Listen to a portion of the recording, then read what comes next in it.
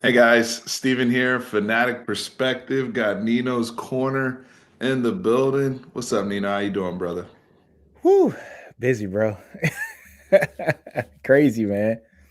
I know, man. It's been over the course of the bye week. I had to catch up with you, brother. I know we both have a lot of stuff going on in the personal lives, but got to make some time to talk a little ball and get caught up. So everybody that's jumping in here, we appreciate y'all joining tonight. We're only talking Texas football right now.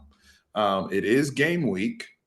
The engagement right now, we gotta pick it up, y'all. We're 5-3. It's game week. Let's get after it, right? And so before I get into everything here, I do want to say this real quick. I want to give a quick shout out to our sponsor first and foremost. So shout out to busr.com/fanatic, the official sports book, the official betting partner of Fanatic Perspective. Sports 100 FP is the code. Right now, we're actually matching up to $2,500 on the first 24 hours of your initial deposit. So up to $2,500 in free play on your initial deposit when you sign up on my link, busr.com/fanatic. I know a lot of people right now are watching the baseball pregame. Stros and Phillies right now are tied up 2-2. So, big, series there in the World Series. Football tonight, Philadelphia and Houston. So if you're looking just to make some money, get some player prop bets in, looking for a reliable betting partner, BOSR is the place for you. Also, shout out to our brand new sponsor, Last Stand Hats, laststandhats.com/fanatic perspective. Promo code Fanatic10, 10% off at checkout. But if you go to that laststandhats.com/fanatic perspective link, we got beautiful hats like this. Last night on the live, I did the reach back. Tran cooked me because they didn't realize how far away it was.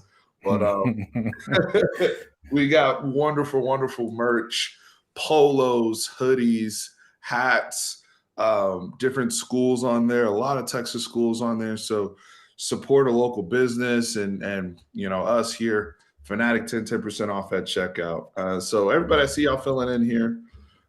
Josh, what's up, man? Good to see you, brother. Isaac, what's up? What's up? What's up? So, Nino, Isaac. I want to pass it over to you, my friend. And guys, before I pass it to Nino, make sure you subscribe to Nino's Corner, right? Just because we out here chilling doesn't mean we ain't supporting out here, right? So Nino's Corner Sports, man, go subscribe and everything. But Nino, I do have to pass it over to you now. Where's your head been at post Oklahoma State? Just with this football team, as you said, 5-3, ranked 24th in the country. Um, you know, I feel as though, and, maybe we can engage here. I feel as though this is probably the toughest stretch of the season, back to back to back to back weeks. Where's your head at, brother? 5-3. I'm feeling like we should have pulled out that last game. This is something that Texas fans probably don't want to hear this. And mind you, folks, I'm a fan and I'm an alum too. So just take it for what it's worth. Like Sark has to get his adjustments better on the road. He's not very good on the road here at Texas. He hasn't been very good on the road as a head coach in total. We got to get that fixed, man, because anytime you're on the road and you got a team on the ropes and you're up double digits, you got the best running back in the country. The offensive line has been playing really good here lately. Defense is actually doing their job as well too. You have got to come out with a win, especially when you got a limp team. Look, I don't think Spencer Sanders was healthy. I think anybody who saw that game knew that he wasn't at No, he wasn't at healthy. like full strength. They were missing people too, right? So Texas should have pulled that game out, and it looked a lot like last year. Well, it looked a lot like Texas Tech too, right? I mean, just Yeah. rinse and repeat with a lot of situations. So, Nino, I've been thinking a lot, and I want to get your take here. Hey, what's up, Queenie? How you doing? How you doing? Queenie, Thanks what's going for on? Thanks for jumping in, AJ. All right, so this is what I want to get to. This is where I want to get to. This is kind of where my head's at personally. There's the fan Kool-Aid side of my brain. If you're in the Kool-Aid camp, please tap in. And it's okay. We are all friends and family here. If you're still drinking the Kool-Aid and you think we're going to go 4-0 down the stretch, tap in. I want to go 4-0. Nino wants to go 4-0. But we have to work through this, right? And so half my brain says, and maybe it's more of my brain and my heart, Nino, I don't know. But half of my brain, or I guess this is the heart part. Let me be clear. My heart part says, well, Steve, we got a young quarterback. We've got very talented runners. We have a defense that's improved. We just got to get over the hump and finish. And maybe they needed this bye week to recharge their batteries. Maybe they needed this bye week to look a little deeper. Maybe they needed this bye week to start to, because I'm going to talk about some of the names that were brought up of some young guys who may be integrated into the offense and the defense that can help us down the stretch, whether it's the next 4 games and even a bowl game or wherever we end up. So from a heart perspective, I could say, you know what, this is the recharge we needed. Bye week came a little late this year, but we're now motivated. I'm glad we're going to be able to get right back on the road, right back in a tough environment to prove to ourselves and our young guys that we can finish and build up momentum to really finish strong down the last month of the season. I'm hearing my Kool-Aid heart says, I listen to Coach Sark, we're talking to Colt McCoy on the podcast and everything, and he said he feels like practice has been awesome. He feels like the team, the vibe, the environment has been awesome. And they've gotten that recharge. And they're ready to go back on the road. They're not scared. They're ready to embrace the moment. Like those are his words. Yeah, it was great. Right? It's great. Sounds great. You got to see it. We got to see it. Yeah. We got to see it. My Kool-Aid glasses are, look, I picked this team to go 8-4 at the top of the year.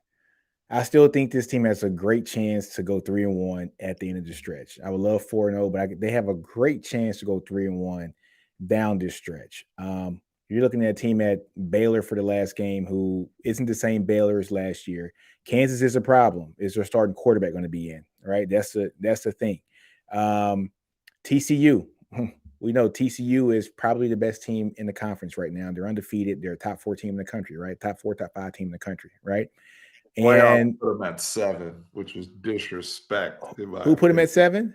The playoff rankings had them at 7, which is total utter disrespect because, I didn't even want to talk about that. That is a slap in the face. The Big 12, I think, is the toughest league in college football right now, as far as everybody being pretty good. A lot of competitiveness, right? But our next game against Kansas State, this is the game that's a little tricky. Is Taylor Martinez going to start? That's the question. Is he going to play? All right. If he plays, it's going to be very difficult for Texas because his legs. He can run, and we know how Texas does against running quarterbacks, right? If he doesn't start, their backup quarterback is a pocket passer, and we do very well against pocket passers. All right. So it's all dependent upon that little one position right there to see who Texas is going to face. Is it Taylor Martinez? Is it the backup who can really pass the ball? Adrian Martinez. We thinking about I'm sorry. T-Magic back in the day. Oh, man. Hey, man, I'm thinking about old boy, man. Yeah, Adrian Martinez, man. You know what's funny? They ain't even related. Come on, man. I'm tripping. It's all good. Oh man, I'm tripping.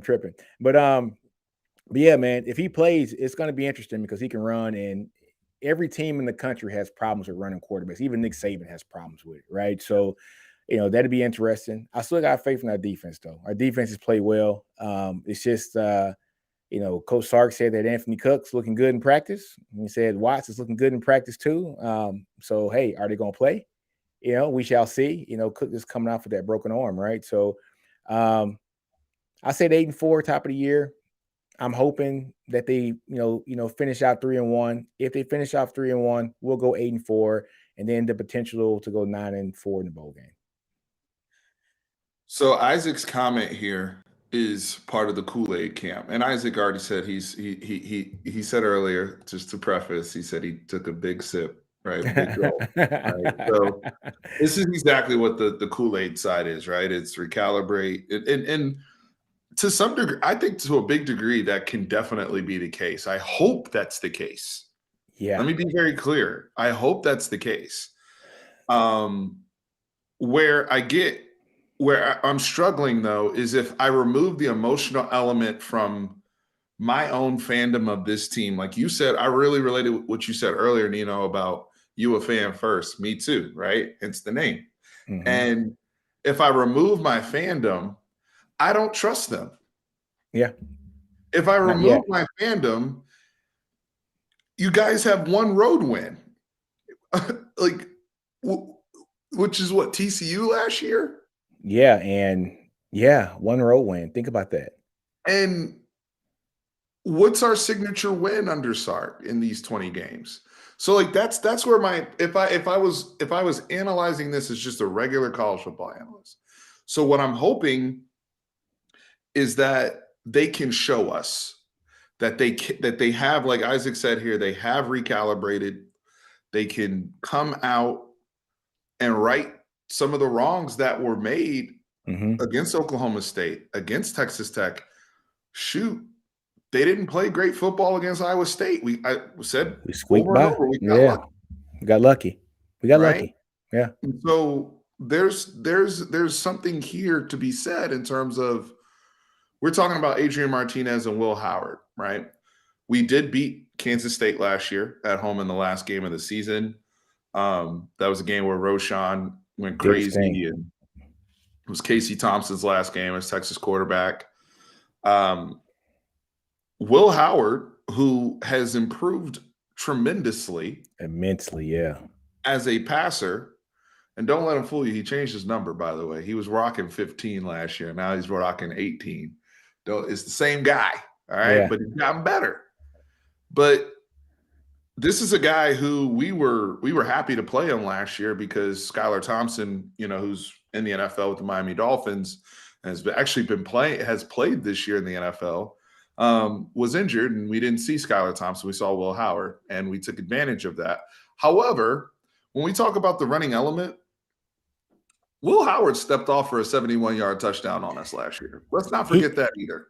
Yeah, he did. But my only thing is it consistent with him? I know with Adrian Martinez, it's consistent. You know what I'm saying? Like it's a consistent 6, 7, 8, 9 yards a pop when he wants it, whenever he wants it, if they scheme it right. And we got to have, just some control too, especially on the ends to kind of contain that, right? We got to contain them, force them back to the inside if we can, let Jalen Ford and them do their business and just clean up, right? So can we do that? That's the question. That's the $1 million question.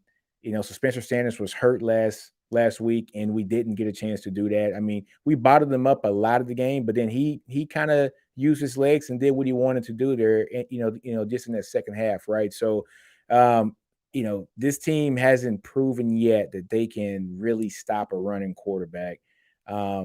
But no team has really. I mean, that's the epidemic, that's the pandemic in college football right now, right? Contain it though, right? Yeah, you got to contain it though.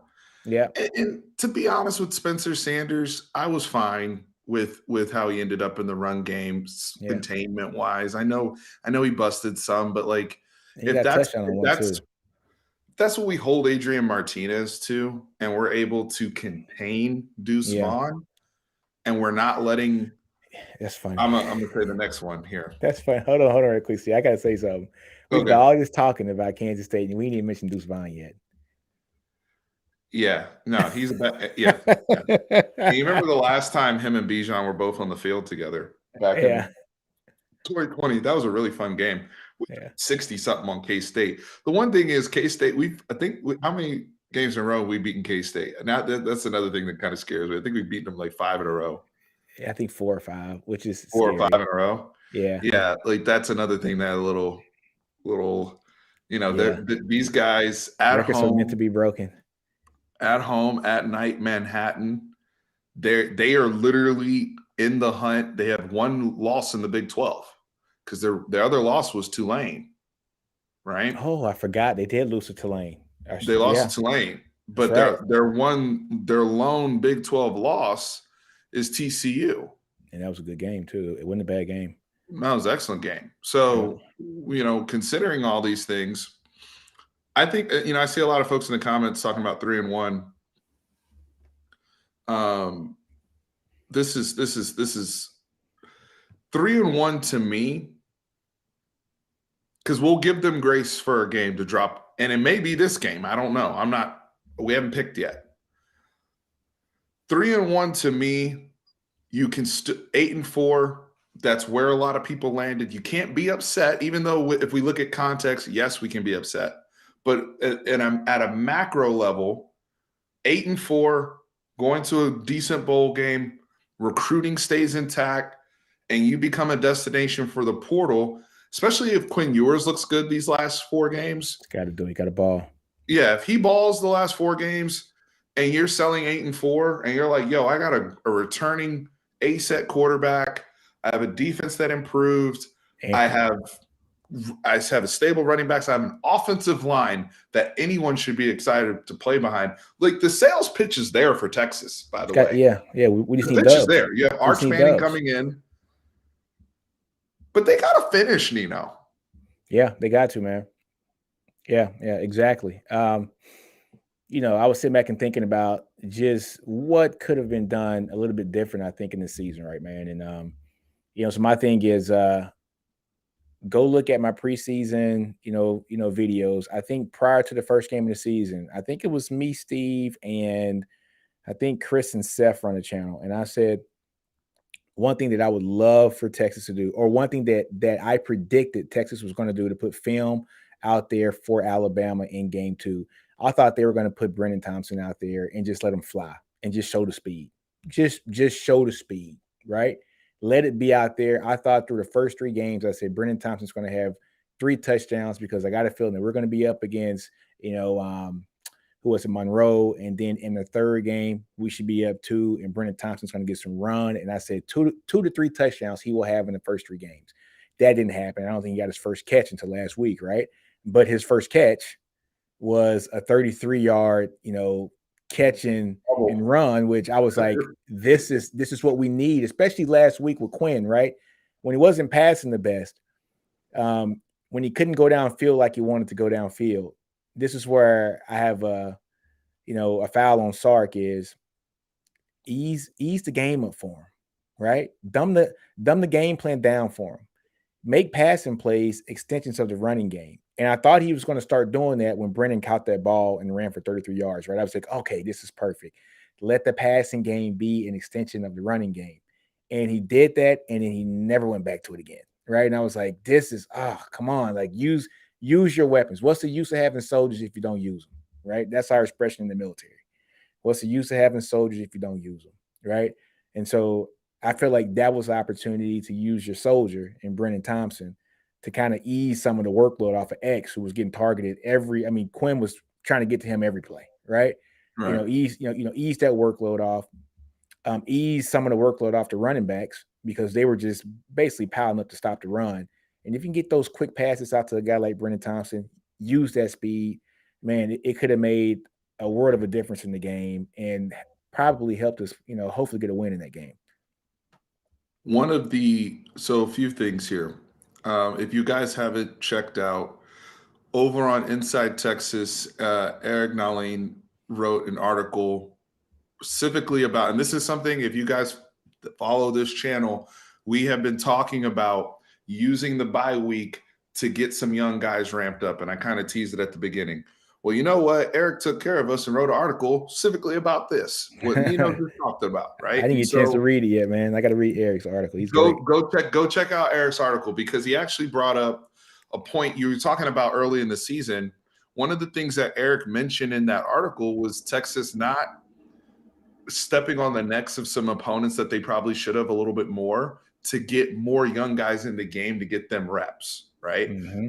And I've said this earlier, and raise your hand if you've heard me say this before. If you're going to burn my red shirt, don't play me 2 snaps, right? If you're going to burn my red shirt, I need to play. Like you can't burn my red shirt and then I'm coming in and I'm playing one. Like Brennan Thompson I think he has played 4 games, so the next one he's done. Terrence Brooks, the next one he's done. Mm-hmm. Savion Red's done too. Yeah, so Red's going to be done. Right. So if you're going to put me out there, I need to be involved. Make it meaningful. Make it meaningful. Like Brennan Thompson comes out, he plays 6 snaps, and like you said, he had 1 cat. Like we never saw him again. So that's something that Eric talked about. And I want to get into some of the young guys that were mentioned because there are some people that can help us. But the other thing I wanted to mention, in terms of just the something, and I actually tried to upload this in the software I'm using. So let me see if it can come up. I might have to take the chat off the screen. Okay, it's kind of small, but essentially what this is, it's too small on my end. But I'll actually, what I'll do is I'll tweet it out. But essentially, it's the big plays this season, and over 50 yards this year. And this is something that I would like to see them hit on in these next 4 games. We have to improve our deep ball accuracy, and we have to improve the advantages we are getting on shot plays. Our longest completion downfield is 46 yards to Xavier Worthy against Alabama. Quinn Ewers to Xavier Worthy. That's our longest completion of the year. If I go back to 2021, I think Casey Thompson had 6 or 7 balls completed over 50 yards, even minus the bubble screen to Xavier Worthy, open Alabama. OU game. I'm just talking about shot plays, right? We know Quinn can do it because the best throw we saw all year at DKR downfield was the post to Nair in the spring game. Where the air yards on that was probably like 60. He can get it. But we got to execute it. Got to execute. Man, hey, Steven, I want to talk about that too for a minute. So we know Sark's offense is so predicated on just having those explosive plays, right? And you guys know I track metrics like crazy for the team. And, I went back and tracked just the yardage from explosive plays. And from this offense, this is how dependent this offense is on explosive plays. 48% of the total yardage for this entire team on offense has come from explosive plays, meaning passes that were 20 yards or more or runs that were 15 yards or more. Okay. That's 48%. That's almost half of the yardage from this offense is based upon explosive plays.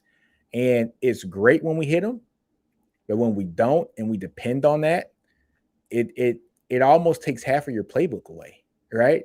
Because now it's to the point to where when you have an opportunity where, like Oklahoma State, you're up, what was it, 10 points or 17 points? Was it 17 points or 14 points? They were up by quite a bit there in the second quarter, all right? When you're up by 2 scores, and you got the best running back in the country sitting behind you, and you got an offensive line that is like, okay, let's make it happen right now. And of course, you're bringing in the jumbo package and bringing in a guy like Andre Carrick to come in here and block some more. Man, you gotta be able to control the clock a little bit as well. I'm not saying play to not lose, still play to win, but use your talent to its strength, right? And we know the best player on that team right now is Bijan Robinson, the best running back in the country. And use him to his strength, even if you are play action and then throwing the ball, something. But you got to get him involved, and you got to understand how to control the clock and not just always depend on getting a 50-yard play or trying to go deep, right? Sometimes you got to be able to back off of those explosive plays and just move the chains. Just do enough to move the chains. Especially against these type of coverages that were – and Kansas State's going to run – a lot of 3 safety looks as well, but a lot of these teams that do that really try to take that away. That's where I've asked, where's RPO slant? Yep, exactly. Right? We haven't seen a slant in weeks. I'm being honest. We haven't seen a slant in weeks. And just taking your profit. As a Cowboys fan, this past week, you watched the Cowboys versus the Bears. Dak Prescott working underneath to his tight ends and his pass catchers, and then was able to hit shots downfield. Exactly. I mean, he actually made the defense come up, right? That's right. Move that defense up and then go get it. I know that, and I know, people talk about Sark, high-low reads and his offense and all those type of things, but that goes into, what we were talking about, what Queenie mentioned earlier, adjusting on the fly if you're Steve, right? And just saying, look, we all want those shots to be there, but I will say this, and Paxton, I see your comments and I appreciate it, brother. I do agree, Paxton, the deep throws will hit. But here's the thing. Here's the thing. I can't excuse the wind. I mentioned the Nair throw in the spring game. Most of us were there. About 25, almost 30-mile-an-hour winds in the spring game, and he was able to throw the ball through the wind, no problem. I watched Spencer Sanders throw the ball through the wind, no problem. I can't accept the wind. I can accept the thumbnail if that was an issue or whatever. But whatever it is, if it's severe weather and you see both quarterbacks struggling, but we can't laud this historic arm talent and arm strength and then a little bit of wind and all of a sudden we can't. Wind aside, by the way, the numbers are there. We haven't hit on any deep balls. Nope. None of them. When I'm talking about deep balls, I'm talking about the ones pushing way downfield. We've missed on a crazy percentage. Even we are less efficient with our deep throws than we were last season, and we all expected that to be an improvement this season. So where my challenge is over this bye week, because it's not all just throwing the ball through the wind. It's not all the quarterback. It's also the receivers. Yeah. It's timing. Are you where you're supposed to be? There was a throw Quinn threw last week. This is how I knew it wasn't wind.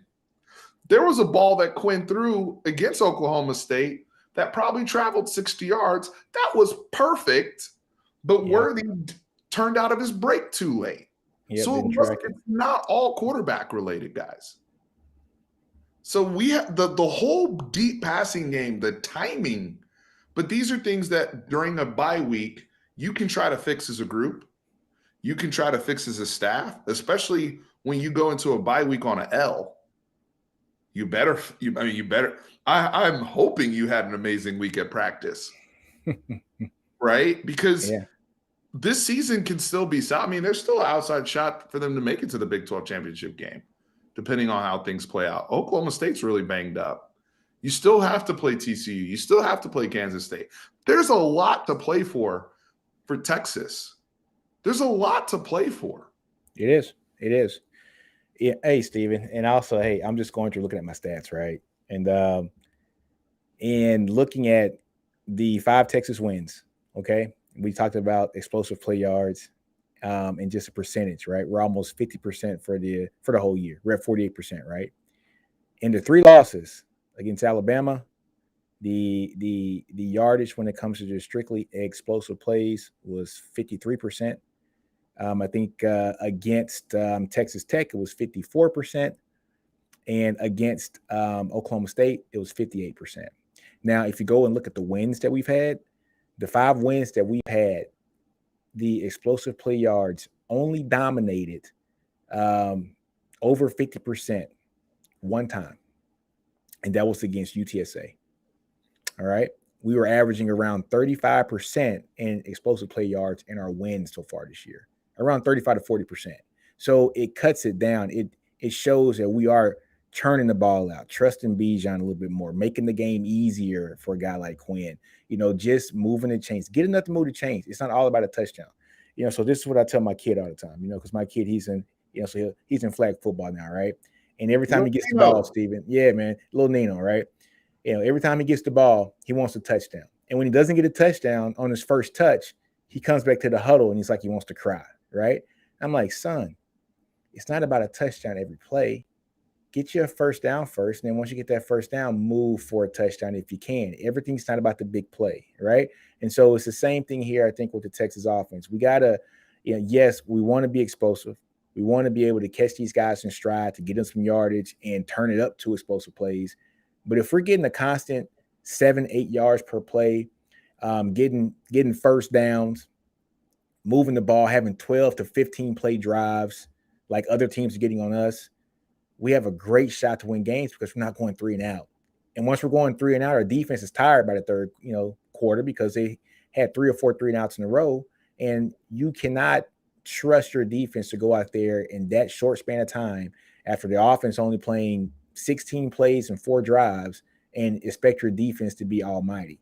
It's just not going to work. It's not going to work. It doesn't work for anybody with that formula. That's football.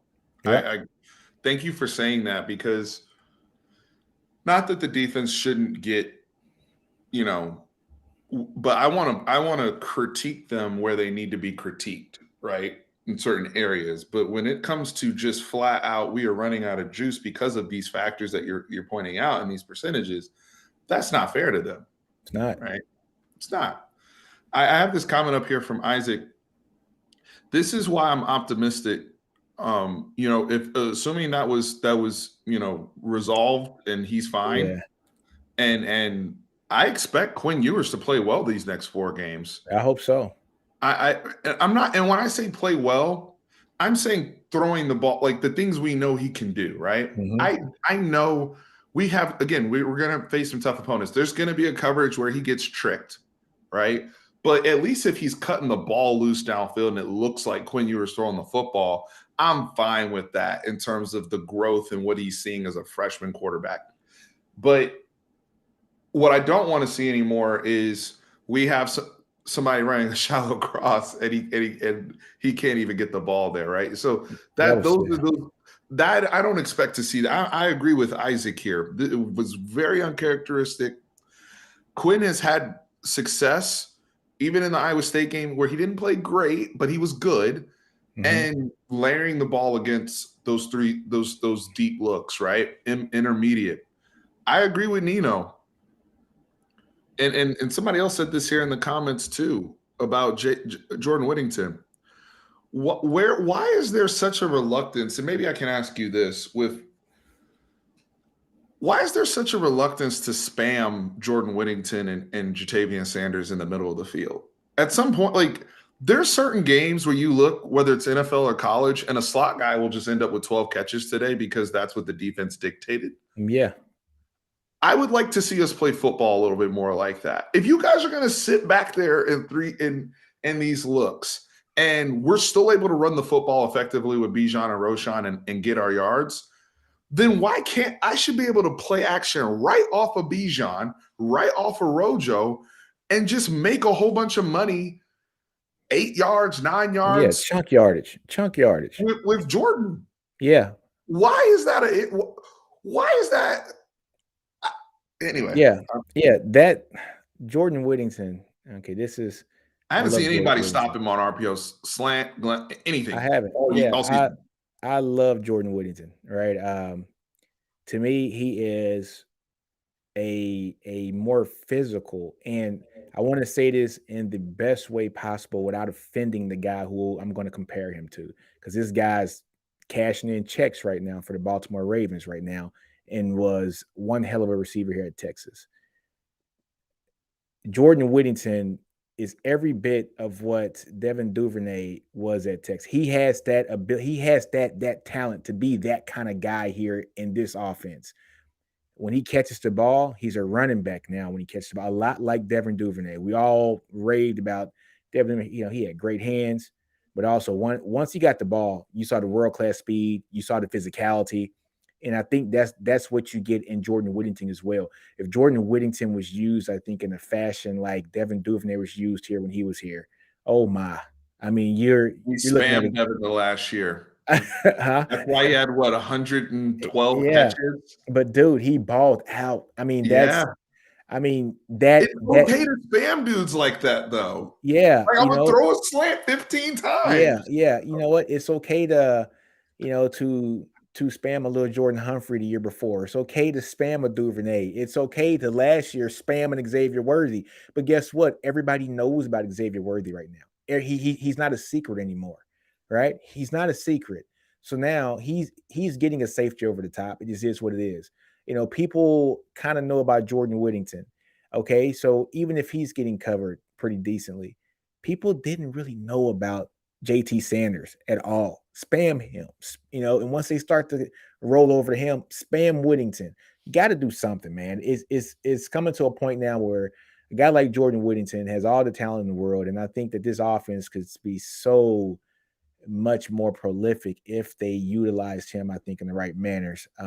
A la the last coaching staff did with guys like LJ Humphrey and with guys like Devin Duvernay, because they understood it. When those guys got the ball in their hands, they weren't just true wide receivers. They were guys that did play some running back in high school. I mean, look at LJ Humphrey. He played running back. He played a little bit of everything in high school. He was an athlete. He comes in and he's a slot here at Texas, a big slot, does his thing, gets the ball in his hands, and you see those running back skills when he caught the ball. Same thing with Devin Duvernay, even though he did play straight up wide receiver in high school, but he has that speed. Jordan Whittington played everything: quarterback, running back, wide receiver, everything. He safety. He's a smart football player. Get the ball in his hands, let him work, and let him do work. I also believe it's criminal. It is criminal that we go whole halves without targeting Jordan, considering he's our starting slot receiver. Nobody else in the Big 12 that runs, somewhat of a modern passing offense operates that way, quite frankly. I mean, there's somebody that they're because the thing is, now it'd be different. I will say this: it'd be different if we were working Xavier Worthy more into the slot, and a lot of his targets were a mix of short, intermediate, and then downfield, right? But even like going back to the Oklahoma State game, the catches that we did have with Xavier Worthy were either behind the line of scrimmage schemed, where he kind of like did the orbit motion or out of the backfield, or they were shot like just little small crossers, right? Everything else, we throw the ball to the guy 14 times. This is like 20, 30 yards down the field. Yeah. And right? That's not productive. And also what that does, once you target a guy 14 times and you have balls that aren't catchable, it starts to weigh in on the player too. Starts to get them a little frustrated. What's wrong with me, or what's wrong with my quarterback, or that's when you got to regroup and make it easier for the players, right? I mean, just be able to get the ball into his hands and let him do work. It doesn't have to be 30 yards.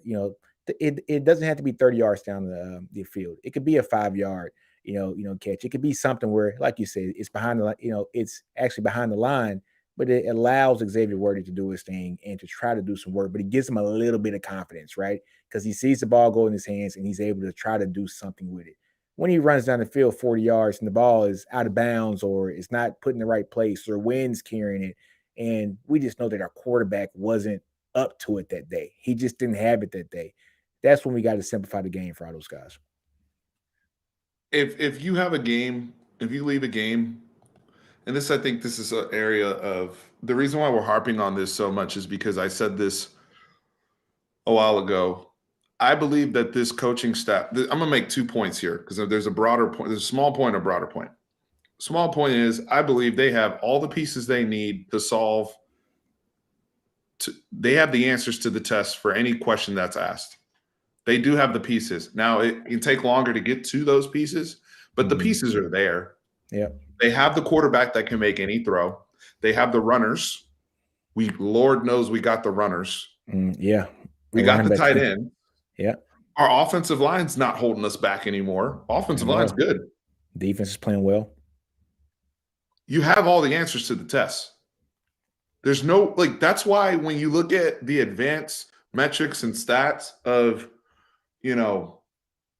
when they compare us to all these other teams, Texas is still grading really, really high. Because there's a lot of people playing good football, and you have a lot of good football players on your team. But this leads me to the macro point. college football is changing.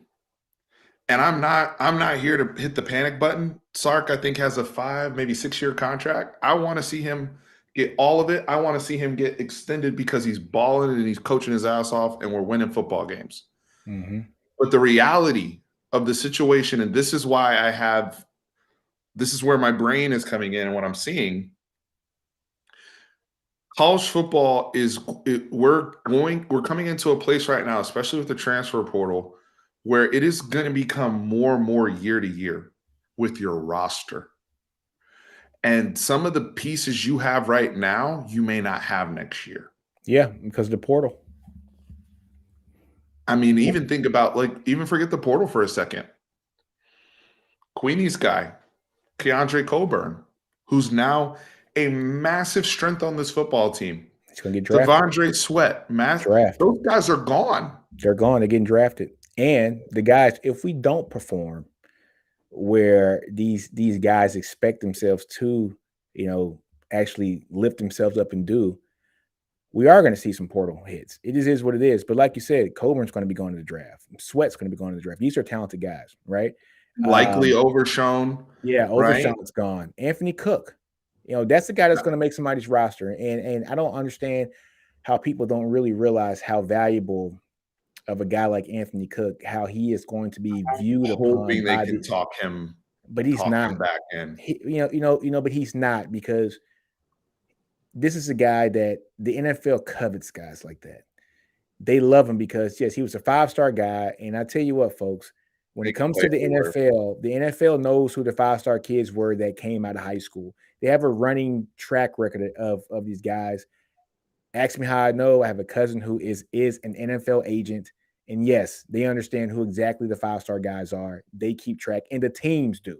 So even when you see a 5-star guy who maybe didn't pan out in college and you're like, this guy sucked in college, there's a reason why they're always on somebody's roster, where there's a practice squad or something, because those coaches have seen these kids grow up through middle school and high school.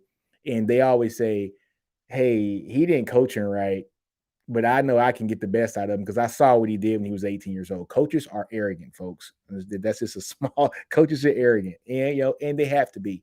But in saying all that, a guy like Anthony Cook is going to be coveted in the league because he's a 5-star guy who started out playing cornerback, who moved to nickel, who is now playing safety.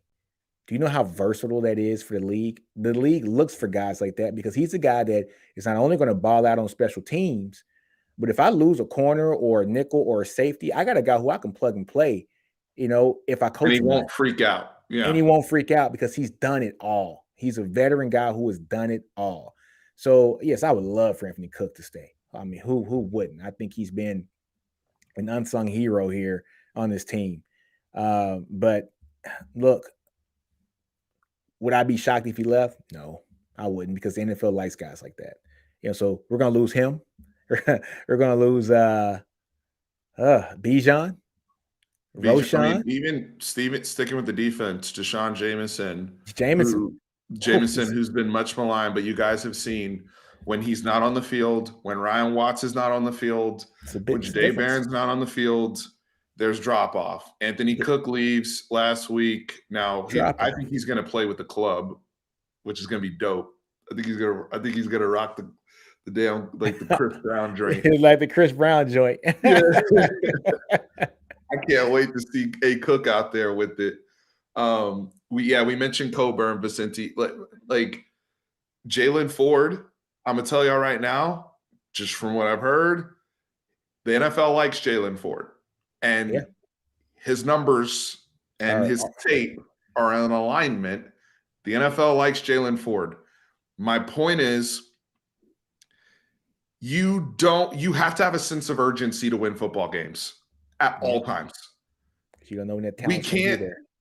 I know I said this, okay? I'm holding myself accountable as well. I said before the season, 2023, that's this season, 2022 is going to be the year before the year. You know what, guys? Every year you have to go into it thinking this is going to be the year, honestly. And when I say the year, I'm talking about competing for a conference championship, like legitimately getting to Arlington and competing for the championship.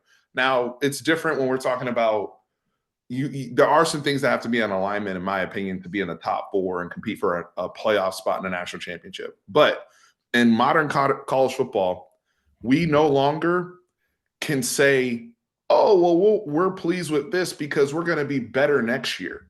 Can't. Your rosters are turning over too much. Yeah. I'm telling y'all, like, the stuff that's happening behind the scenes is crazy right now. Exactly. And there's going to be some very surprising news coming. Yeah, we talk about it all every day. There's going to be some very surprising news coming with the early signing day stuff because of what's happening with people that are going to be moving around the portal or people that are getting NFL evals that are good.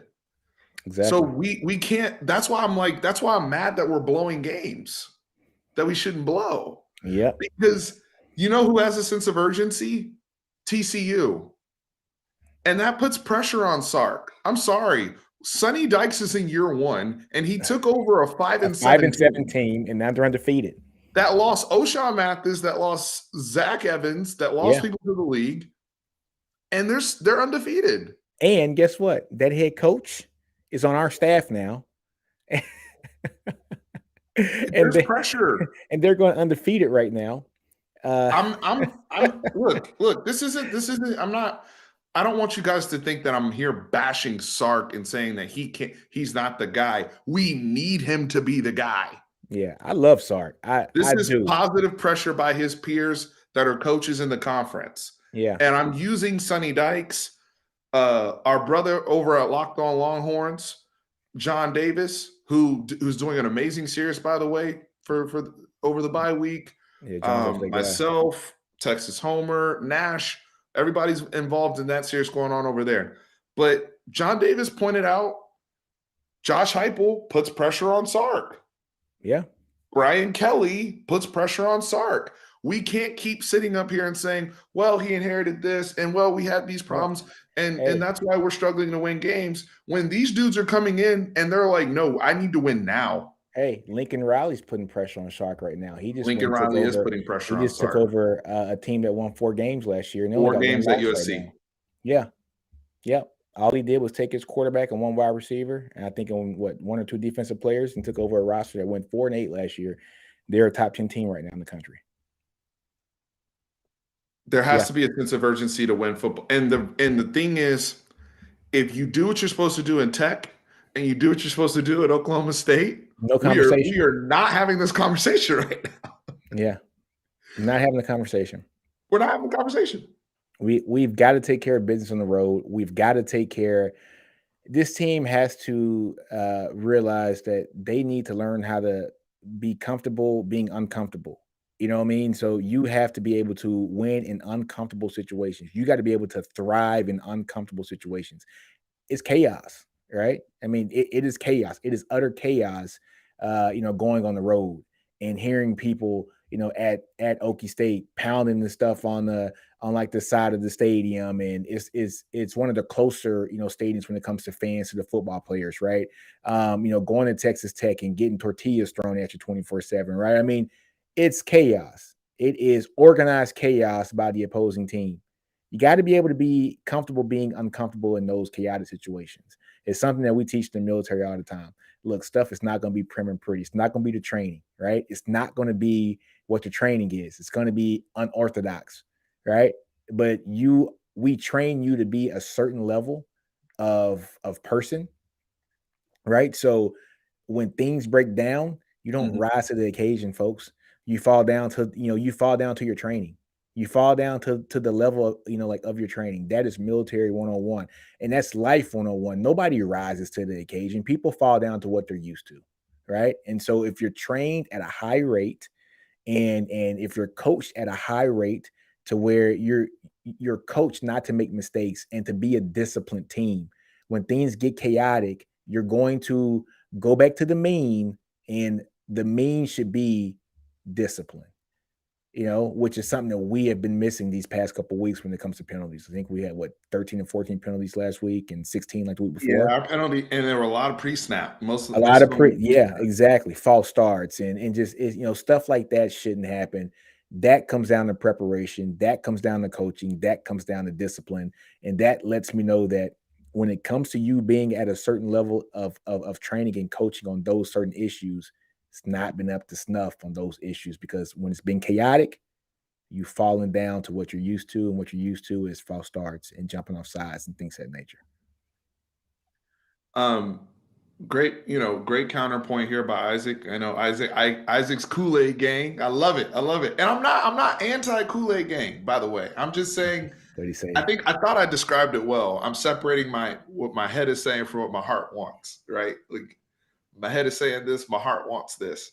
But Isaac, you're right. He hasn't been a head coach in a while, but he also coached almost 100 games before he got here. How many games has Sark coached between Washington and USC as the head coach? I think it's almost maybe it's not 100 games. Nah, probably like 60 or 70. Yeah. Let's say 12 times, what's it, 5 seasons? That's what, 60 games, let's say. And then, 60 plus another 24. So let's just say 80, 85 games or so. My only pushback to this, so his overall record is 56-45. Wow. So which means he's coached 101 games? Is that good math? Wow, yeah. 56 and 40, yeah. So he coached 80 something games before he got here. Now, to Isaac's point, Isaac's saying, hey, he hasn't been a head coach in a long time, which is fair, and we know he went through a lot of life and has rebuilt himself. However, my only pushback to that is you're saying Sark is developing as his program does. My only pushback to that is this isn't an on-the-job training type. This is program. Big boy ball here. LSU went and made a big boy move, and they went and got a shark from another blue blood. USC went and made a big boy move and went and got a shark from another blue blood. I don't know, at a school like Texas, with the pieces you currently have, you have a 5-star all-world type quarterback on your roster right now. You got another one coming in. We talk about Bijan Robinson 5-star every week. Every week people talk. You were talking about NFL evals earlier. I'm gonna give you a name right now. The NFL has a foul on Kelvin Banks Jr. And if he continues to play at the rate he's going to be a top 3 pick. The NFL loves him. They had a foul on Kelvin Banks Jr. last year. I'm just like Nino said, he talks to people. The more we do these stuff, we start meeting people in the scouting community that tell us things. They love Kelvin Banks Jr. Yeah, what's not to love? Really, all he do is keep doing what he's doing, get stronger, and stay healthy. And he will go very high in the draft. He has literally the profile they're looking for. He's a top 5 pick if he stays healthy. So when you're getting those type of players, you got to win. When you're getting a Jatavian Sanders, who's a cheat code, brother, I'm with you, Isaac. But those dudes, LSU starting a true freshman right tackle and a true freshman left tackle, and they balling. We can't make excuses. Yeah, I need him to ramp. I need him to ramp up. That's all I'm saying. That's my Isaac. You got a good point, though. Yeah, he has a good point. But Isaac, I will pose this question to you right now. If you had Sonny Dykes in a room and you say off the record, whose roster would you want more, the one you got now or Texas's? I guarantee you 9 times out of 10, he's going to say Texas's roster. I guarantee you. And you see what he's doing with the roster he has now, that is not filled with the talent that we have on our roster. What do you think he would do with our roster? Right? I guarantee he would say, I'm going to pick Texas's roster all day long, and I'll dominate you. Helio said TCU and LSU have 6-year QBs. That helps with experience. So does Tennessee as well. And that's, hey, you know what? Quarterback experience does matter in close football games. But some of these games don't need to be close, and they shouldn't be close. I know. That's my only counter to that, right? Like, You're winning by multiple scores in some of these games. And then, like, Oklahoma State. You're up and you're playing. I mean, Kansas State goes in there with Will Howard and immediately exposes that secondary. That Kansas State. By the way, I'm a quick sidebar, Nino, for the group here. In the Kansas State broadcast, over under 8 times they show Kurt Warner when Cade Warner catches a pass or does anything on Kansas State. They are about to. I'm telling y'all, especially if Kurt Warner is at the game, which he probably will be on Saturday night. Anything Cade Warner does, especially since Cade Warner went off against Oklahoma State, dude, you know how they always find the random guy on the team, whether it's the Charlie Brewer, he didn't get an offer from Texas, or the one guy when we played Texas Tech that was in the booth that was injured, and they freaking used him as a freaking mascot, which was weird and made me uncomfortable. But over under 8 times that they flashed Kurt and Brenda Warner and the Warner family. I'm gonna say under. Warner. I'm gonna say under. It's gonna be under 8 times. I'm gonna say under. Because you know what? I'm gonna say under because I got confidence in my boys, and I got a feeling Texas is gonna put some work in. Let's go. And if we put work in, he ain't gonna be in the field too much to do his thing. Let's go. All right. I want to end the last however many minutes we have here on just positives, because there are some people that I think are coming along that I think I'm very excited about, Nino. David, right on cue. Just mention one of them. Perfect. I love perfect segue, sir. Perfect. Guys, DJ Campbell's here. All right. He played at Oklahoma State. Now, I know it wasn't full time or whatever. I like what I saw, Nino. He played well. He played well. I love Campbell. I think he's motivated to get some snaps because the other young guys have been playing well. You know, so he knew he couldn't get in there and mess around. I'm excited. Man, I love Campbell. You know, who was I talking to that said that Cole Hudson was a bigger guy than Campbell? Was it Homer that said that? I think was it Homer. But it wasn't me. I think, you know, so Cole Hudson's taller, but Campbell's more stout, man. Campbell's, was he 6'2", 6'3", but he's like 320, right? And so he's filled out. You know what I'm saying? He has like NFL body right now, you know, maybe with a couple, maybe 10 more pounds or so. But he is a guy that is stout. You can tell he's going to be hard to move. You know, just being that size at that weight, at that height, and being that athletic. I mean, he's an athletic guy, folks. This guy was dunking in high school, played basketball. I mean, he's a guy that's a multi-sport athlete who great feet. I mean, awesome feet. Just an awesome player, man. I guarantee you, Campbell, DJ Campbell right now is probably kicking himself in the butt right now for not being an early enrollee. Because I probably think right now, DJ Campbell saying, man, if I'd have been here in January, nobody would be unseating me right now. And I honestly believe that. I mean, he's a 5-star talent for a reason, folks. He was highly regarded as one of the top 5 players in the country coming out of high school. Guys like that don't sit in the bench usually, right? And so, you know, I guarantee you, him and guys like Cam Williams, they're probably kicking themselves in the butt and say, God, I wish I would have came here in January. Like, who knows what would have happened?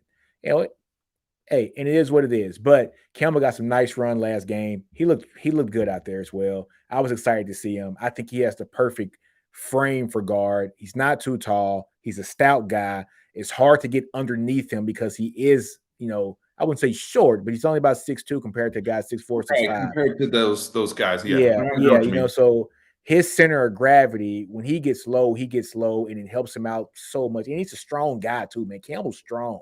So hey, man, yeah, I can't wait to see him play more.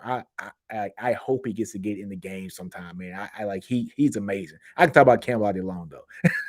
So the last part of this this chat, I just because we look, I feel like we've said our piece about the things we're frustrated about and the things we want to see improve, and we need to be at least 3-1 to really, really feel good. I think I honestly even think 2-2, we have a bad taste in our mouth, and recruiting is worrisome.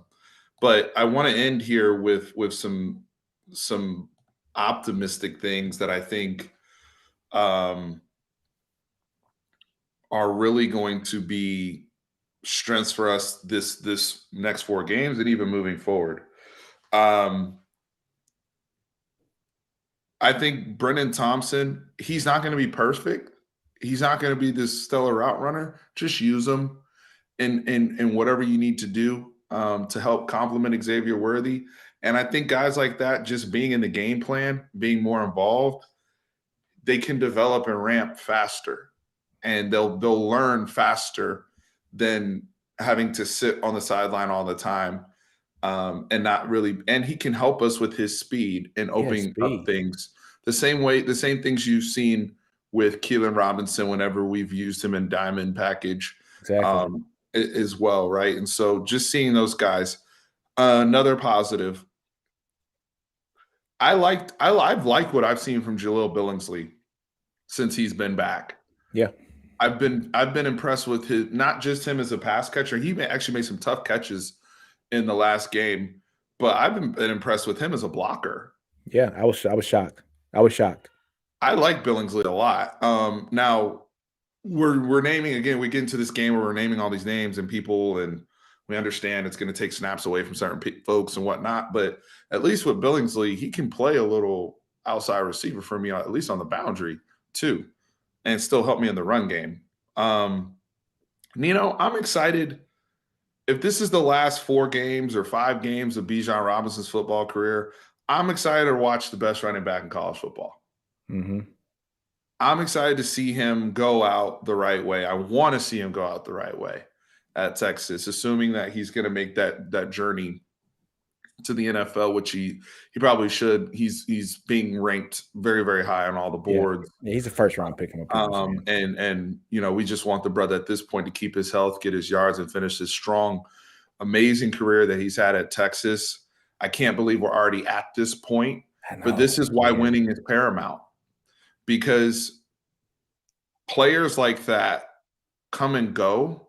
Like right now, Bijan is in the top 10 now of Texas running backs all time in rushing yards. And he's behind Foreman, who finished here with like 13 straight, 100-yard games and won a Doak. He's right? Dude. He's the most underrated running back in Texas history, and I'll say it. He's the most underrated running back in Texas history. Foreman's yards per carry, like career yards per carry, is insane. He carried that team. You see what he's doing on the Panthers right now. He carried that team. He's the most underrated running back in Texas football history. I'll stick by that. I'll say it. He's the most underrated running back in Texas football. I'm serious, man. He gets no respect, and he should get a whole lot of respect. Doak Walker. Think about this, man. If he's from the better team, he would be up for the Heisman that year. He would have been up for the Heisman. What it is. Yep. Unbelievable player. And rest in peace to his father, Derek, and hope Armani's doing well. But Dante Foreman is an unbelievable player. But I don't want I want to build this thing now to where we have guys like that who were like, man, I can't wait to see Bijan run in the playoffs. Mm-hmm. Right? Like, let's say the next one is Brooks. I can't wait to see Jonathan Brooks get loose in the playoffs or in the Big 12 championship game. I can't wait to see Cedric Baxter Jr. get loose, or Jaden Blue. Or somebody named Jatavian Sanders at tight end. Quinn Ewers. Look, we are going through the journey right now, and we may not agree on every single thing about how people's development happens, but Quinn Ewers is going to be a stud. And he's going to be a very, very high draft pick, if not number 1 overall. I want him to be playing. I want to see him in a Texas uniform playing in significant football games in January. Yeah, exactly. In December. Exactly. Right? So these are people I'm excited to just see. One of the names that came up on defense, so a couple names on defense that Eric named in his article, and I recommend, again, go check that out in terms of who the point of the article was, what young guys, from this past class can we work into our 2 deep, into our main rotations during this bye week that have now ramped. one person who's only played one game, so we have to see how they've how they'll work with the red shirt situation, Nino, but was possibly using Jure Bledsoe at edge. Yeah. They've talked a lot about how much they like him inside. I don't know if you want to speak any to Jure, but like there's a possibility we could see Bledsoe play edge and use him in a role. I actually think back to when we first saw Joseph Osai his freshman year, and they started working him in real late in the season, and it was like, oh, What he might happened? be our best outside guy, What right? And happened then with that? Osai took off, right? Yeah. Maybe we see more Bledsoe work then. I don't know. That was something that Eric pointed out too. Yeah. I got to read the article, man. Eric always has great articles. I just, I told you my situation earlier. I've been so busy these last couple of weeks with military stuff, but yeah, man, Bledsoe's a beast. He was one of my favorite, I think, defensive linemen that we had come in last year. I liked him, and I liked Aaron Brown a lot too. I think the interior is kind of set between Coburn and Sweat, and Collins and Broughton. So so those guys are balling out. So any guys that are young trying to get some play for the interior, it's just not going to happen. We're too deep there right now. But on the edge, Bledsoe, More let me see. Burke, maybe. Yeah, Burke's been playing all over the place. So Burke has been, edge. He played some inside in one game. I mean, he played a little bit of line. I mean, they've been using Burke kind of all over the place, which is Binkley probably played the most consistently yeah, snap-wise out of the young guys. But those are some of the people that I think it's not even just for developmental purposes. It's like, yo, y'all are the best people I got to try to win the game. So y'all need to be you out just got to, it's just time to win games. You know what I'm saying? It's just time to win games. So, defensive side of the ball, somebody's going to have to step up in the secondary. It is what it is. Somebody's going to step up in the secondary. Whether it's Brooks, whether it's Johnson, whether it is, I wouldn't call Crawford young. This is what his second or third year. So he's been there for a while now, hasn't he? It's his redshirt sophomore year. Yeah. Crawford, and he's helping us a lot on special teams. Yeah. Right now, unfortunately, the brother's just struggling defensively when he gets in there. At this point, I really, especially rewatching the film, Nino, you got to go Taft. Taft. No, I was just about to say Taft. Hey, Taft has been a welcome surprise. This is a guy that's a walk on, right? He knows what he's doing when he's out there. He knows what he's doing. I don't want to say the cliche terms, but the kid knows what he's doing, man. He is a hell of a player. He's been playing very well. But guys like Taft and Brooks is going to probably have to play. Johnson's going to have to play, especially with the injuries that we've had. And I don't know if these injuries are going to be lingering, just throughout the season. With Watts and Jameson missed a little bit of time early this year. But somebody's going to have to step up in the secondary, especially at the cornerback position, because man, Sark's gone next year. It is what it is. He's gone. And he played really well this year. That's a good point. You need to start getting the next person going. Yeah, and he Although actually Malik played. Muhammad may have something to say about that if he sticks with Yeah. that. Hey, man, I love some ML, man. I love some Muhammad, man. Yeah, so hopefully he sticks. But yeah, somebody is going to have to step up in the secondary.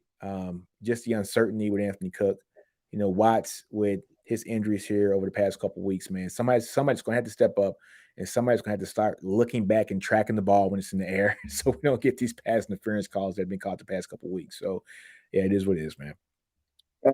I think Terrence Brooks, he wasn't necessarily ready when called upon against Iowa State. However, between him, Austin Jordan's been getting work. Austin Jordan's been getting work too, pretty consistently. Yeah.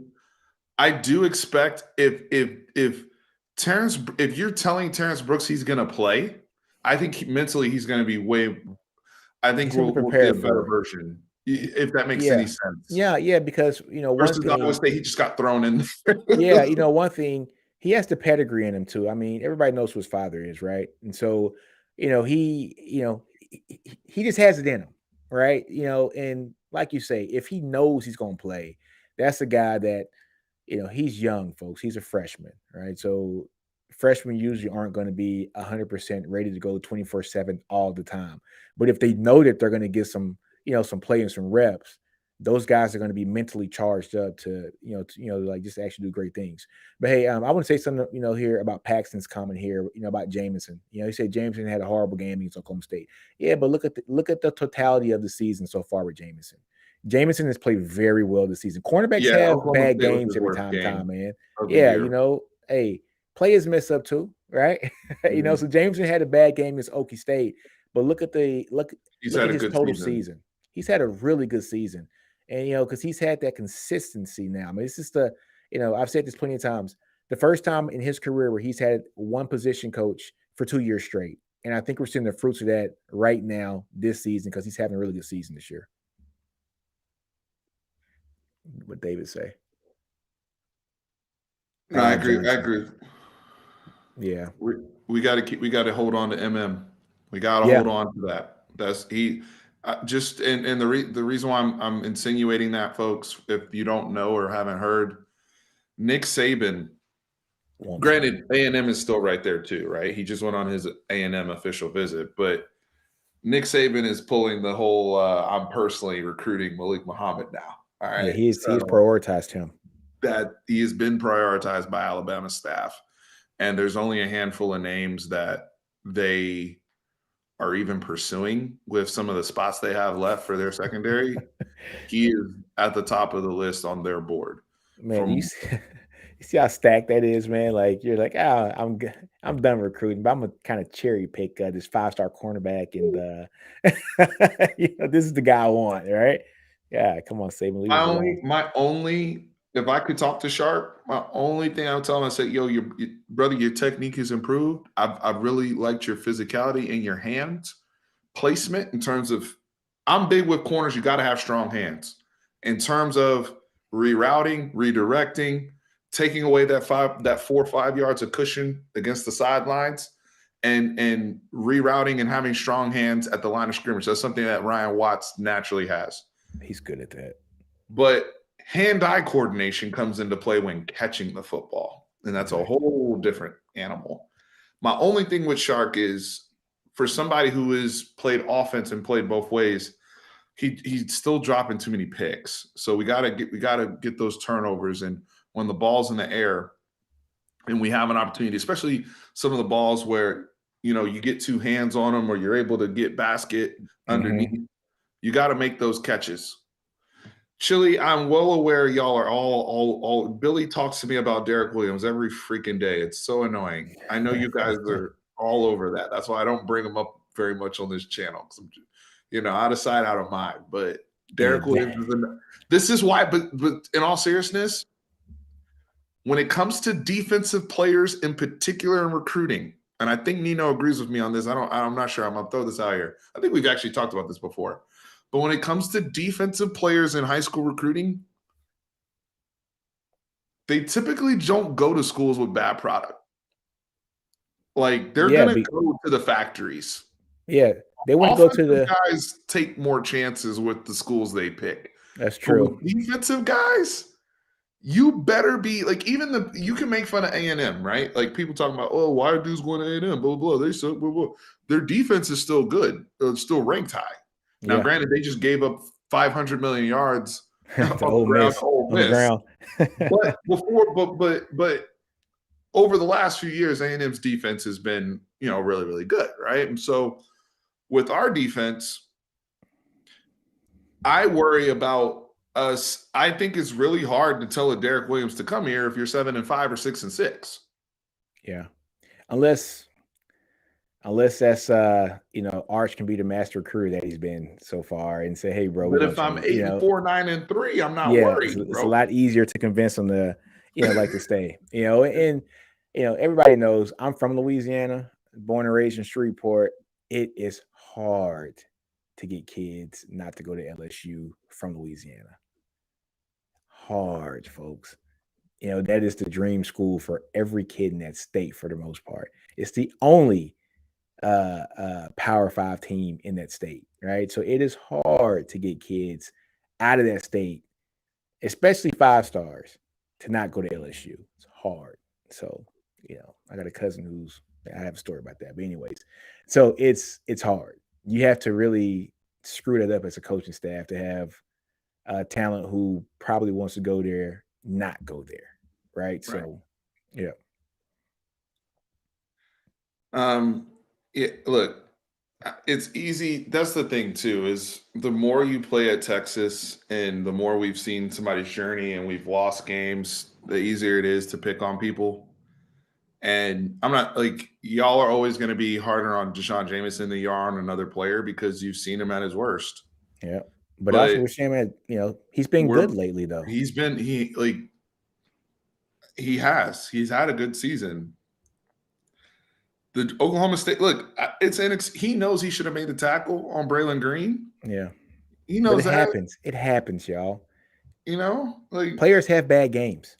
They're not gonna be perfect. He's not Dion. He's not a guy that's gonna shut the half of the field off and not get thrown on all game. And like Dion cannot get his whole jersey dirty for a whole season because nobody tested him, right?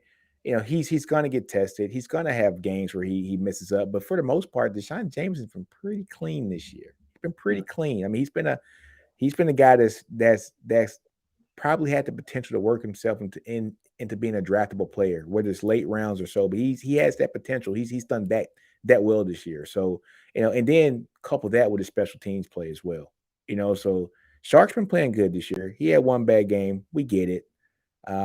It's a little PTSD from the previous seasons, but this coaching staff, seeing what he's done this year, is showing exactly how it looks when players get developed. Who was talking about Coburn being drafted last year? Who was talking about Trevonde Sweat being drafted last year? That shows player development, and that's something that we finally got this year in this coaching staff. That's a huge, huge positive. Amen to that. And that echoes, one thing that Queenie said to a lot of ballers this year. I think we have, guys on the interior. One person who deserves another shout out too, Ojimo. Oh, Ojimo's. That Texas Tech game might look different if he plays. Who knows? Yeah, all seriousness. He's that guy. He's been that good. He's been that effective. He made his presence felt right away when we played West Virginia when he came back. So I would love to see him on the edge just to set the edge. Like honestly, just set the edge. I don't need you to rush the quarterback to me. I just need you to set the edge. That's it. Set the edge, and he can do it. 7-0. The rest of is he saying 4? We're gonna go to the Big 12 championship 5. My brother, this math ain't mathin'. Love you though. I can see 6-0. If you said 6-0, we'd be good. Oh, we got our first super chat here. Mason Root. Why can't we win on the road? That is a great question, and that's one we have to find the answer to. Hopefully, they found that answer on the bye so they can fix it. Yeah. But look, it's not for lack of. It's not like we're getting blown out or embarrassed on the road. We can't win on the road because we can't finish. That's it. We can't win on the road because we don't score in the second half.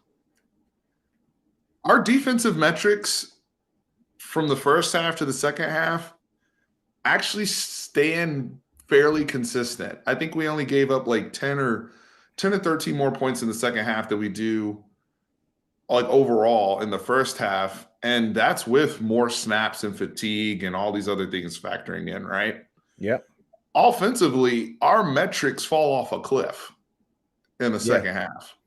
Oh, man. Look no further than 31 points scored with as bad as we were playing in the first half at Stillwater and 3 points scored in the second half. So, oh, man. Oh, God.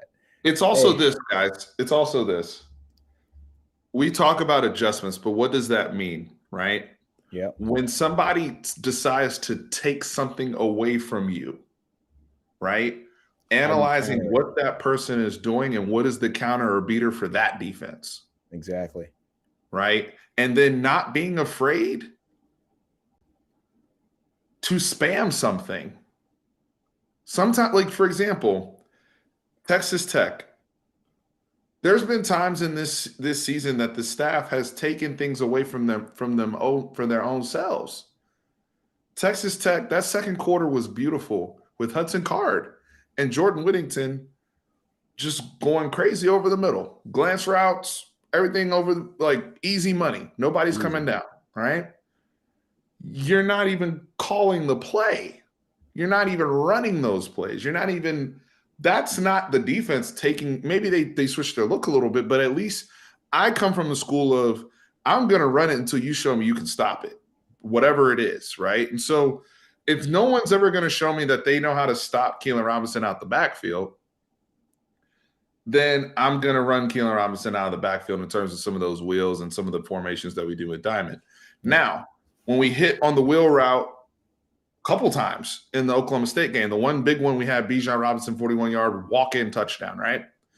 Later in the game, we tried to do the wheel route again, and what did Oklahoma State do? They had two people jump it, and one of them got the pick, right? Yeah.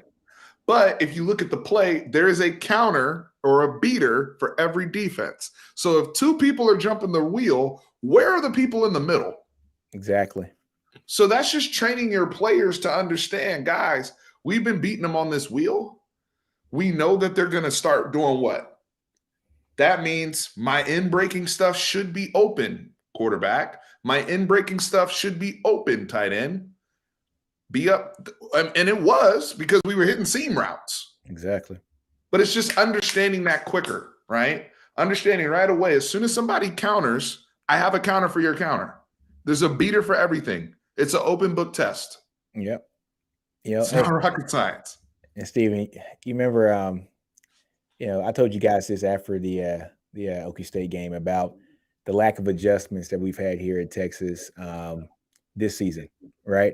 And so once we look at just the amount of yardage, the amount of touchdowns that this team has had, I won't even go over just the first quarter and the second quarter. Folks, I'm going to talk about only the second quarter compared to the entire second half of games, okay?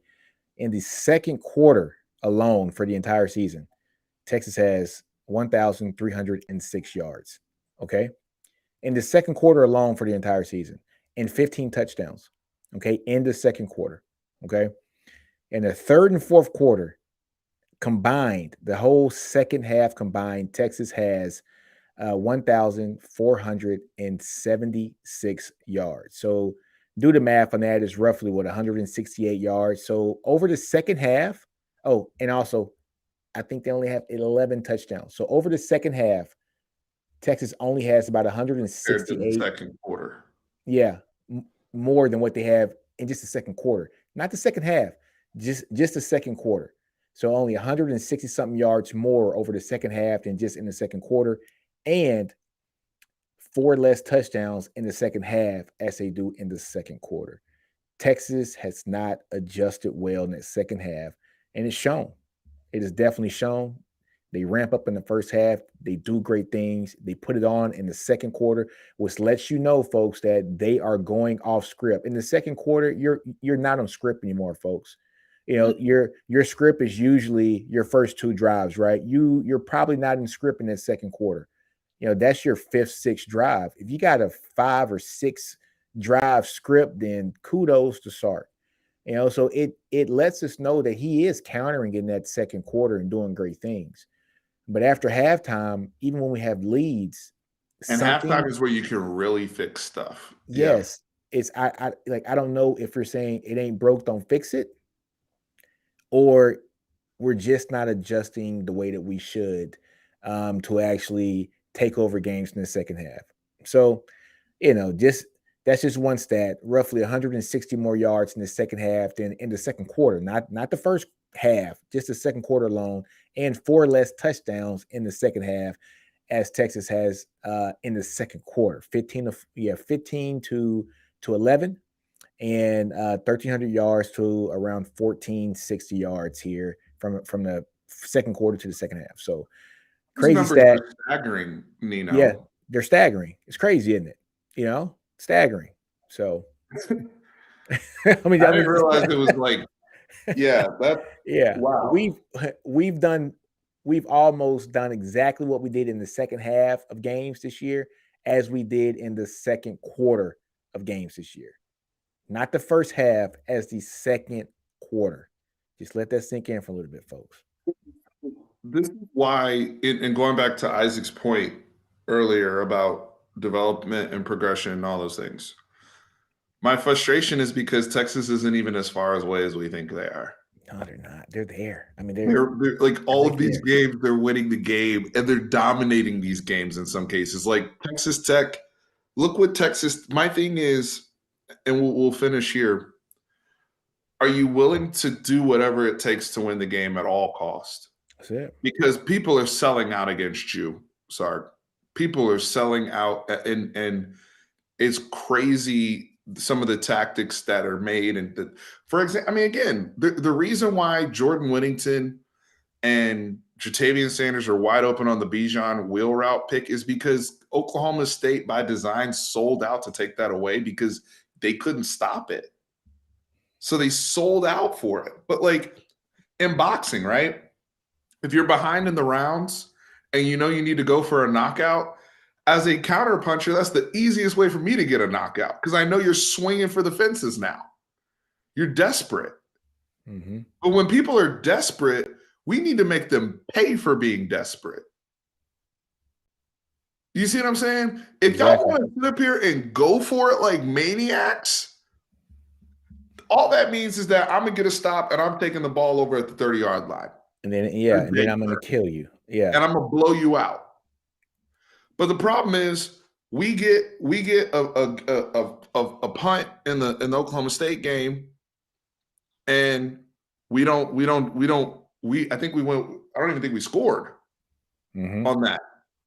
And we have the ball at like the 35 or 30-yard line, and then we get Xavier Worthy returns a punt to the 20, and we kick it a field goal. Yeah, exactly. Texas Tech goes for it on their own 40-yard line and they get it and doesn't get it. Oh yeah, this is the one. And no points. You're right. What Texas needs to learn how to do, and I was talking to a player that was on the 05 team, and he told me, he texted me, he said, Nick, you got to kill an ant with a sledgehammer. That was his exact words. He said, when it comes to Texas ball, you got to kill an ant with a sledgehammer, and that's what they need to do. And until they get that mentality of, I'm going to kill you regardless, like I'm going to put my foot in your throat and never give up, then teams are going to always feel like they have an opportunity to stay in the game. So Seth just left a comment. Seth's the homie, right? So Seth's from, the Hornstown podcast, really cool dude, like a brother from another. Sark took it too easy on OU, in my opinion. Hey, Bob Stoops, Seth knows, Bob Stoops would have ran it up 72-0. He would have did it to prove a point, right? Those are things that you have to do. You got to take off the nice glasses and everything, and it's time to play ball. It's time to get physical. Almost like what LSU did in that 2019 season. They came out first game 60-something points, second game 60. I mean, it was crazy. No mercy. And it's almost because they didn't know what they had. So they were like, hey, I'm just going to ball out. I don't care if you say I run up the score. My guys need reps. I got stars. I need them to be in motion, and I need them to be in some kind of cohesion. Make it work. And they did the whole season. They went full throttle 24/7 that season. I think that's something that Texas has to adopt. I don't care who the opponent is. It could be ULM. It could be UTSA. I don't care if you're at 4 touchdowns. Try to win by 7 touchdowns. Let people know that when Texas comes, it's not a game. I'm coming here. I'm putting my foot in your throat. I'm going to win this game. I'm going to, go to your best hotel in your city. I'm going to sleep there good that night, eat the best food, and then I'm going home. Right? Like, that's the mentality that this team needs to have. That's the mentality. I'm not saying that the team doesn't have that. That's the mentality that this coaching staff needs to have. I'm not going to put the coach said, but we have to go by what the coach said. The coach said that he is teaching the kids and he wants the kids to understand to have a killer instinct. So actions as a staff need to align with your expectations of the players. Exactly. You want a killer instinct? That means you go for blood every play.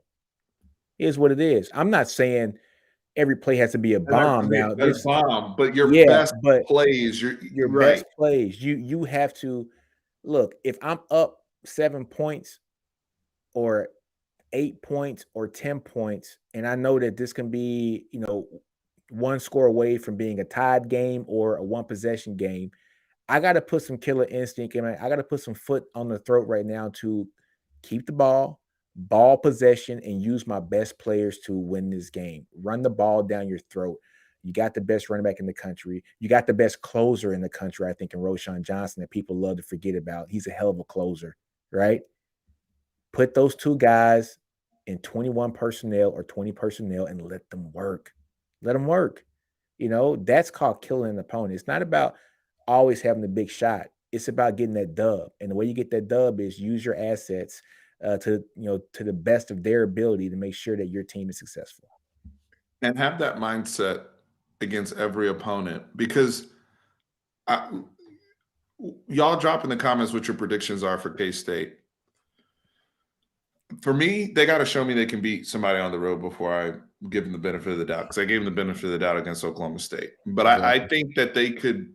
I think they could, especially since I have no idea what Adrian Martinez or Will Howard's going to do. And Kansas State is actually pretty sound defensively too. But even if they drop this one, and let's say TCU is now 9-0, assuming the TCU beats Tech, I have a feeling. That's the other thing. If TCU at 9-0 is coming into DKR, I have a feeling Texas is going to be turned to whoop their ass. I do too. That's just how they act. That's how Like, they're they will wired. go and then try to blow out TCU. That's Like, how you they're know how they wired. are, bro. That's how they're wired. You know what though? It's weird because the Texas Why can't teams we be wired like that all 4 games? no, because the Texas team of the past decades, well, I'm sorry, the Texas team of the past decade has been a team that has been um, not not the best Texas teams that we've seen, right? And so those Texas teams that we saw in the MAC era, right, from the 2000s, right, those were teams that were hunted. Everybody wanted a piece of Texas, and Yes. people still want a piece of Texas, but these kids don't understand that because they didn't get to see Texas at the height, right? But the fan base and those other kids that didn't get a scholarship to Texas, that went to Baylor or Texas Tech, they hate Texas because of that. You know, they hate them. So when Texas plays teams that are undefeated or teams that are higher ranked than them, this is their opportunity to not be the hunted. They're hunting now. And so they enjoy hunting and they enjoy spoiling the party, which is the direct opposite of what you want. You should glorify wanting to be hunted, but being able to kill your dream of hunting me, right? Like I Yes. don't want to hunt you. I want you to understand that you got to come through me. I shouldn't have to come through you. You got to come through me, and that's the difference. That's the difference in the attitude and the mindset of what I've been used to seeing at Texas. Hey, look, folks, I'm an old man. I was at Texas from 01 to 05. When I was at Texas, when I was these guys RA and seeing how they dominated on the field and off the field, those guys were monsters, dude. They understood that they were being hunted and they loved it. And that's the difference now is these guys don't understand that they're being hunted. They think because they have not put up the records that these other teams have in the past that they're just a regular team. You're still Texas. You're always going to be hunted. Right now, Seth can tell you OU's not having what they call a good season. But guess what? Seth understands OU is still being hunted, regardless of what their record is, because they are OU. And it's the same thing with Texas. You're always going to be hunted, whether you know it or not, or think or believe it. But you got to have that mind state that you are being hunted and stop having the mindset that it's time for me to go hunting to beat somebody else. You got to be the aggressor 24/7. Amen. Texas got to show me this, especially on the road. Especially on the road. And having that, because that's how they'll end up 3-1 or 4-0. with down this stretch, and then we can say, okay, we dropped some, but we're still on schedule macro wise. We're still on schedule recruiting wise. We're excited to go to a bowl game. Um, they got to show me this. Go handle your business on the road. Go play good football. Go play clean. No more pre-snap nonsense. Stop beating yourself. Stop killing All yourself, right. man. Guys, I appreciate all the predictions and whatnot in here. I believe the line, if you're looking to bet the game, I believe the over-under is 54. I know that. I believe the line is still Texas minus 2.5. And that's the thing, too. Texas is still favored in these football games, right? Yeah. Like, Every game except Alabama, they've been favored. Texas minus 2.5. And I mean, if you look at the win predictors or win or whatever, like this is still a team that I think it's like 62% in favor of Texas. Excuse me, in favor of Texas. But this is also a team in Texas that physically leaned on this Kansas State team last year. So they have it in them to just say, you know what? Let's not, get dumb here. Let's be up front. Let's be the aggressors. And I feel like my line plays even better this year. But we know that the veteran aspect of the Kansas State offensive line, they're one of the most, them and Baylor are the most experienced groups. We will have our hands full with that. Nino, any closing? I thought that was tremendous what you said, brother. I appreciate everything and you coming on here and spending time with us.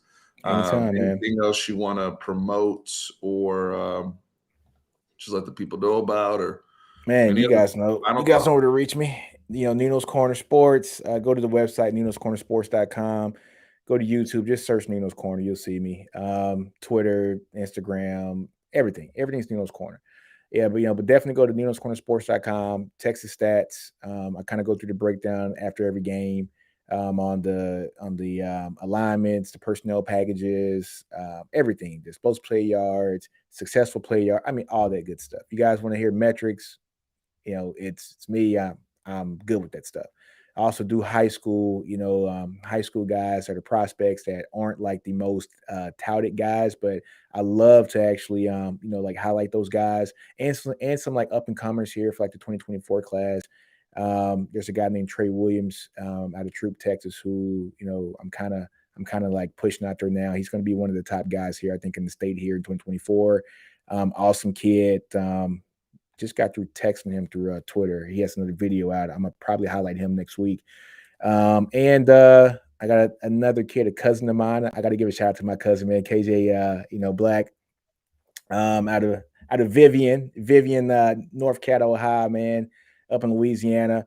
Offers to Mississippi State, and some other teams as well. But I have a video out on him probably the top of next week as well. But just showcasing good high school talent, man. And I love it. So just go to the site, you guys know, ninoscornersports.com, and you'll see everything, folks. Beautiful, brother. Thank you for joining. And the kids, especially if you guys know kids out there, please reach out to Nino too. I've noticed that a lot of the kids that Nino's able to talk to on camera and behind the scenes, it also helps them with their confidence as they're being interviewed and learning how to sell themselves, learning how to speak about themselves. It's very important. Those of you who are parents that go to these camps and these kids are bombarded by reporters and beat writers and all this stuff, they have to learn how to be able to articulate. That's how their name gets out there. It's a business. All right. At the end of the day, NIL being in play, all of those things. I remember seeing some of the kids that Nino that are now in Texas that went on Nino's Corner. And I'm like, okay, this guy has some charisma. This guy can talk, and that helps your brand. And so parents, please keep that in mind, especially if you're out there looking for your kid, your baby, to get some offers. We got to get out here. It's recruiting season. Folks, shout out to Last Stand Hats, the apparel company, the sponsor of Fanatic Perspective. laststandhats.com/Fanatic Perspective. Use that promo code Fanatic10, 10% off at checkout. Wonderful hat here. The other Texas football hat right there that I have up there on my shelf. Both Nino and I, y'all see us all the time rocking the all gas, no brakes hats. You see the coaches on the sidelines like Brennan Marion and Shar Choice rocking the hats as well. Last Night Hats is a very, very well-known brand. We're just thrilled to be partnered with them and to have the promo code in the website there for y'all to take advantage. But hey, Longhorn family, thank you guys for joining. Remember, horns always up. And like the video and subscribe. Horns always it. It's attendance, baby. up.